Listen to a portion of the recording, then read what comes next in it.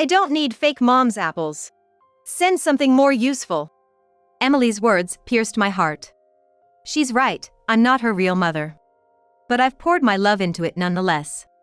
Now, I send apples every month to help my 4 grandchildren grow. I knew I wasn't appreciated, but her words were harsh. Well then, take care, sweet mom. Emily said, hoping for something more useful than apples, and cheerfully ended the call. Emily's pampered tone sent shivers down my spine. Sweet mom, huh? After repeatedly saying I'm a stranger, she shouldn't just play the daughter card when it suits her. I'm done being a fake mom. Now, what's more useful than apples? Oh, I know. I'm Susan Foreman, 53 years old. Celebrating another lively Christmas. Usually, it's just me and my husband John in our quiet home, but it's a special day when our daughter's family visits. Our only daughter, Emily, is 32 and has 4 kids. The eldest is 13, followed by 9, 7, and 6-year-olds. All adorable girls. When Emily announced she was pregnant right before graduating high school, we were worried. She skipped community college, got married, and had her first child. John had mixed feelings about Emily marrying so young. But Emily's words softened his heart. I fell for a guy as kind as Dad. I'm still a kid, I don't know about raising one. Dad, Mom, you'll help me, right? No parent wants to abandon their child. We did our best to support her postpartum. Now, Emily's 4 children have grown into well-mannered, gentle kids, who say in unison with beaming smiles, "Thank you, Grandpa and Grandma," when receiving their Christmas gifts. Well, let's have Mom keep the gifts. Emily quickly collects the gifts, leaving the kids looking a bit sad. Emily's husband, Michael, is 5 years her senior. He seemed unreliable at first, just starting his job, but now he's a respectable working professional. We're just a plane ride away. Michael leaves Emily and the kids in their hometown, relocating alone across the US for work. It's tough. I only see Michael 2 or 3 times a year. Emily leans on Michael's shoulder. Despite being in front of parents and kids, they get a bit bold after a few drinks. You say that, but you probably enjoy it more when I'm not around. No way. I want to be with my beloved Michael all the time. Where's your next transfer? I hope it's close. Emily, you're still so cute. Their affection for each other is almost embarrassing to witness. But the first 3 years of their marriage were tense. Emily returned home more than once saying, "I'm divorcing him," after trivial fights. Their relationship improved after Michael started working away from home. Being apart means you're kinder on the rare occasions you meet. That's probably why they had 3 more kids after he started working away. Since Michael started working away from home, they've had 3 more grandkids. Just when the joyous Christmas gathering was wrapping up, the youngest, Nene, blurted out, "I want a sleepover at Grandma's." Sure thing. Stay over, stay over. Can you kids handle it alone? Grandpa's got the holiday off, so I'll be around. John beamed. Opposite to the kids' excitement, Emily looked displeased. But you probably don't want to deal with noisy kids during your rare break, right? It's a hassle, we should go home. It's fine. I got this. No, but you're all about work, Dad. You're not used to dealing with kids, are you? Nene looked at me pleadingly. Emily, I'll help with the kids, it'll be fine. Plus, they're good kids, not much trouble. What? Exactly. Let us have some quality time with the grandkids for once. We hardly see them. Emily, you need a break from the kids and work more than anyone. Why don't you and Michael enjoy some alone time? Ah, thanks.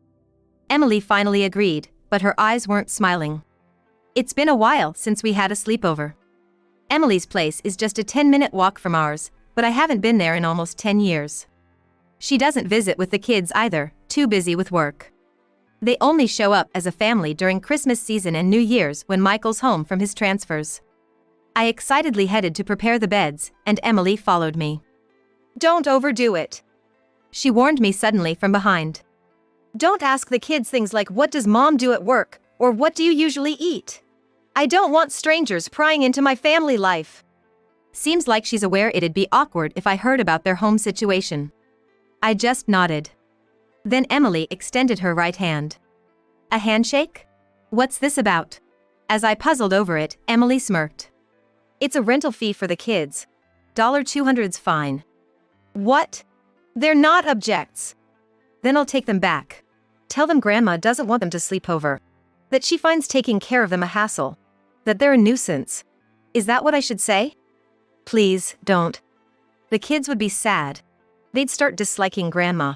Dad might think you're terrible too. Intimidated, I saw Emily extend her hand again. I reluctantly pulled out a $200 bill from an envelope in my dresser. What? That's not enough. Emily snatched the envelope from my hand after taking the $200. It's $200 per kid. So, I'll take $800. Lucky me for having so many adorable kids. I can't just lend them out cheaply to strangers. Her emphasis on strangers cut deep. Emily and I were strangers. I met John at work. He was an enigma, competent yet never joining important projects, always leaving on time. Later, I found out he was a single father. His frequent absences made sense then. His first wife passed away, leaving him to raise Emily, then in elementary school, alone. I was drawn to John's serious and kind nature, and I made the first move to start a relationship with him. However, he initially refused to marry me, considering his daughter's sensitive age. It was just like John to be so conscientious.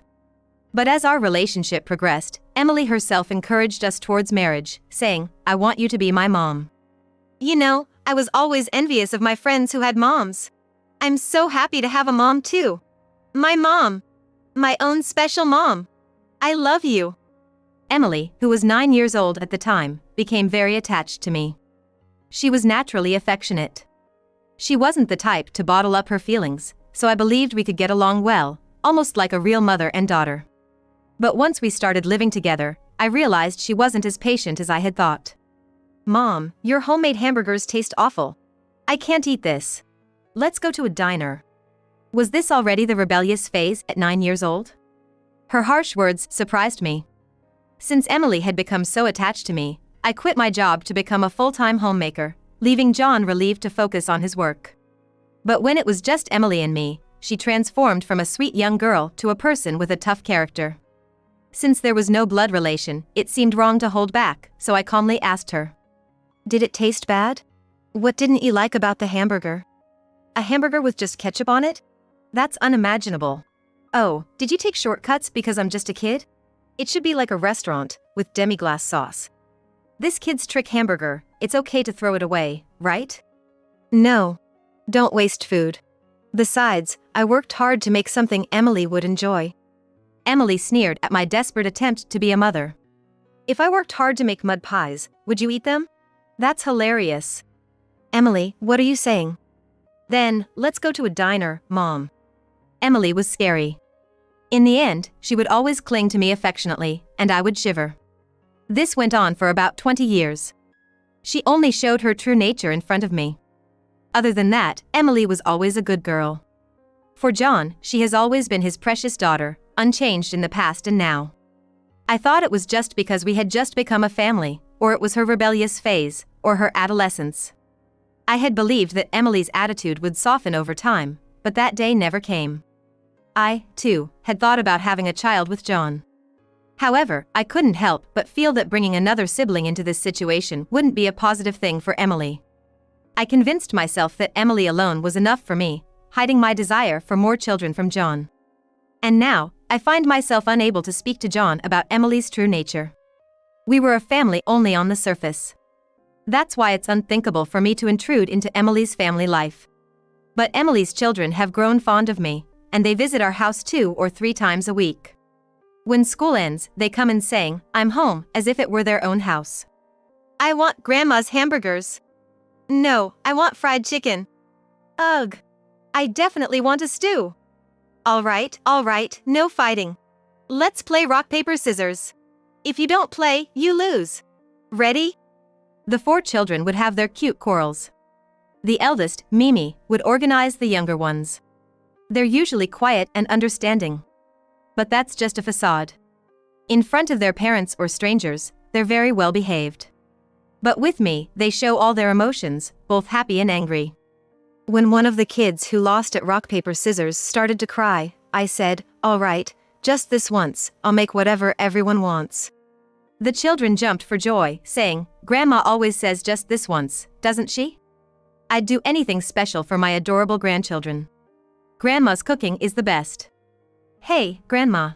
Mimi's hamburgers are delicious too. Nene complimented naturally. The youngest at 6 years old, she seemed aware of her surroundings. It's good, but also sad. They're in an environment where they have to be good kids. Really? Mimi, you're a great cook. Hee hee, I have to be the mom sometimes. Mimi said shyly. The middle schooler apparently often cooks meals. As for their mother, Emily. She's not here, Mom's away again today. Nene said while eating. Every month, I prepare a package of apples, ready-to-eat meals. And snacks for Emily's family. They live within walking distance, so I'd prefer to deliver it myself. But Emily seems to not want to see me, and just my presence near her house annoys her. So, I have to resort to delivery services. Emily has coldly told me several times, don't bother trying to impress me with your gifts. I have no intention of letting you see the grandchildren. It's not about expecting something in return, I genuinely want to help the kids. I just want them to have enough food to eat. Emily finds it annoying, but she accepts it since it's free. One day, Emily called unexpectedly. The apples arrived this month. She's never once called to thank me. I couldn't help but be wary. The contents are pretty lame, you know. The kids aren't happy with cheap supermarket snacks. Wouldn't they prefer sweets from the department store basement? Or is that beyond an old person's understanding? Just as I thought, it wasn't a pleasant call. Emily probably wanted the department store sweets for herself. I thought the kids would like chocolate and snack cakes. Of course, meals are important too. Huh? What are you talking about, knowing everything? I could hear Emily's mocking laughter. An old lady trying so hard to appeal, it's kind of pitiful. You think you can win over kids with just apples? Do you actually think you're their grandmother? I can only imagine the twisted smile on Emily's face on the other end of the phone. Even though I don't want to imagine it, her face appears vividly in my mind. Don't get it twisted, you're not their grandmother. After all, I'm not your daughter. We're strangers. Don't make me laugh with your pretend grandma act. And with those words, Emily made herself clear. I don't need fake mom's apples. Send something more useful. I fell silent for a moment. Then Emily's tone changed, and she suddenly started expressing concern for my health. Look, you're getting older, right, Mom? It feels wrong to have you carry big, heavy packages. If you fell and got hurt, it would be terrible. So, from now on, just send small, light envelopes. That'll be easier for you, right? Her words sounded insincere. Thinking about something more useful than apples, one answer came to my mind. Oh, I see what you mean now. Once I caught on, Emily cheerfully ended the call with, "Thanks, kind mom." Emily's spoiled voice made my skin crawl. Kind mom, huh? After repeatedly saying we're strangers, I wish she wouldn't play the daughter card only when it suits her. I can't do this fake mother act anymore. I made up my mind. And the next day, the kids rushed into my house. Grandma, help! Mom and Dad are fighting! I was glad I had told them to come to my house in case of any trouble, to not involve them in adult disputes. I left Mimi in charge of the younger ones and hurried to Emily's house alone. It was a fairly new apartment, but I could hear a man and woman arguing loudly from outside. Hesitating for a moment, I then burst through the entrance door. Hey! There was no barrier between the entrance and the room. Emily, seeing me, approached with anger in her eyes. Don't meddle in things. Meddle? I just did what you told me to. What? You said it yourself. Send something more useful than apples. Something more useful than apples. That was what I sent to Michael. He must have seen it and rushed back home by plane. So while I'm away, Emily's been having affairs. What I sent was evidence of Emily's infidelity. Michael threw photos of Emily with another man onto the floor. In the photos, Emily leaned on the man, smiling in a way no mother would. No wonder you didn't want to join me. You've been enjoying your time with other men. Wait, it's not what it looks like. I only love Michael. I don't know anything about these photos. Are they fake? Photoshopped? Michael upended the envelope he was holding, scattering more photos. The floor was covered with pictures of Emily and the man. In cafes, tourist spots, and a hotel room. Their joyful faces were everywhere. Some even intimately close. Could so many photos be faked? Emily froze in shock, then began frantically gathering the photos. Why? Why do these exist? Of course, she was confused. These weren't taken by a detective or a third party, Emily had taken them herself. Such private photos aren't usually seen by others. I don't understand. Confused, Emily collected the photos, her face twitching. She then turned her anger towards me. These are from my phone. Did you sneak into my house and look through it? What, did you sneak in at night and mess with my phone? That's creepy. You're like a thief. That's a crime, you know. She glared at me with contempt. The photos were indeed from her phone. My phone's photos, huh? So, you're admitting they're real by saying that? Emily stopped and clenched her teeth in frustration. No, no, no! Michael, you know she's not my real mom, right? She's been bullying me since I was a kid. It's scary how she's still doing these awful things. Michael, don't believe her. Everything she says is a lie. Believe me. She switched to a tearful strategy, weakly reaching out to Michael. A real mother wouldn't do something so awful. You wouldn't accuse me of cheating and corner me with lies. Aha. Finally, Emily let out large tears. I've always suffered. Don't believe anything that cruel fake mother says. Faced with a woman crying bitterly, even Michael seemed to lose his earlier momentum. Emily's wailing echoed throughout the room. Then, suddenly, the front door opened. The fake one is, in fact, you, Mom. Mimi stated firmly as she entered, with Nene behind her. Though I had told them to wait at home, they apparently couldn't stay put. Emily's crying ceased abruptly. Huh? I'm obviously your real mother. Mimi shook her head slightly. Maybe you gave birth to us, but you never did anything motherly. You were always too busy with men, hardly ever at home. That's what a fake mother is. What? How dare you talk back? Then how did you survive? Who do you think took care of you? The children all had healthy, rosy cheeks. But that wasn't thanks to Emily. It's been Mimi taking care of the kids, hasn't it? I found myself saying almost unconsciously. Mimi, still just a middle schooler, has been great at looking after the younger ones as an older sister. She always prepares the meals. The cleaning and laundry are done by all the kids together. They're all so responsible. Don't talk as if you know everything. I do know. Emily didn't know that the kids often visited my house. To avoid complications, not only I but even the young kids kept it a secret. John, usually returning home late from work, didn't notice. This was a secret between me and the kids. I wished I could have done more for them, but Emily would definitely reject it. The last thing I wanted was to meddle and have her confine the kids.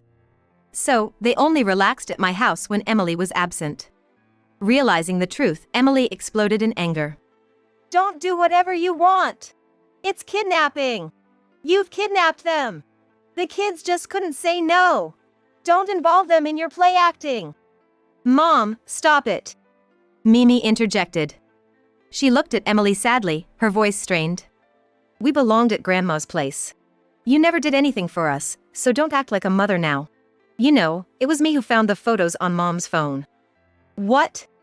I took the photo data and gave it to Grandma. What? You betrayed me? That's the worst. Emily scorned Mimi. I couldn't help but slap Emily on the cheek. The worst one here is you, Emily. Emily, who enjoyed affairs without fulfilling her motherly duties, had no right to blame Mimi. If the kids hadn't relied on me, they would have continued to suffer quietly at home. Always hungry and lonely. Emily's ignorance of this horror was infuriating. Emily held her cheek, wide-eyed. In the sudden silence, the partially opened front door creaked. Emily. There stood John, about to cry. Dad. Emily, what is this? You neglected Mimi and the others and had affairs? It's not like that, it's... There was no good excuse. John approached the stuttering Emily. Emily. Dad, no. It's not true. Mom's lying. Emily clung to John like a child. You're the only one on my side, right, Dad? Please believe me. Don't be deceived by Mom. For John, Emily was his one and only dear daughter. Tears ran down Emily's cheeks. John didn't wipe them away. So, the liar is you, Emily? The kids clung tightly to me. Emily stood alone, trembling. It was clear who was telling the truth. I was also surprised to see John there. Mimi had called him. There was a handwritten phone book next to the home phone. She had found John's office number in it and called him nervously. "Mom, you were so angry, and I was worried about Grandma," Mimi explained, showing a maturity beyond her middle school years. I hugged her tightly. I had wanted to help the children. But they also acted to help me. Their bravery brought tears to my eyes.